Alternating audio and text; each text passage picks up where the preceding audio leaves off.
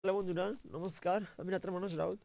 আর আপনাদের সামনে আবার একটা নতুন কেস নিয়ে চলে এসেছি, যেখানে আমি আপনাদের দেখাতে চলেছি একটা 5 থেকে 7 মাসের গাভীন গরু, যে গরুটি হারা চারা ও কার্বোহাইড্রেটযুক্ত খাবার অর্থাৎ চাল বেশি খেয়ে নেওয়ার জন্য গরুটির প্রথমে অ্যাসিডোসিস হয়ে গিয়েছিলো। অ্যাসিডোসিসটি সেরে যাওয়ার পরেও গরুটির কনস্টিপেশন অর্থাৎ কাপস ঠিক হয়নি।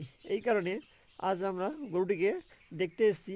আমরা এসে যখন সব কিছু চেক করে দেখি গরুটির টেম্পারেচার নর্মাল এবং হালকা জোগালি করছে এবং গরুটির শরীরে কিন্তু ডিহাইড্রেশন আছে। এই কারণে আমরা প্রথমে গরুটিকে ফ্লুইড থেরাপি করি। ফ্লুইড থেরাপি করার পরে যখনও পর্যন্ত সম্পূর্ণ রেজাল্ট হয়নি, তখন আমরা গরুটিকে অ্যানিমা করা হয় এবং অ্যানিমার পরেও না কনস্টিপেশন ঠিক হওয়ার জন্য আমরা গরুটিকে পাইপ দিয়ে রুমেন থেকে সমস্ত পরিমাণ কাচরা বাইরে বের করে দিই।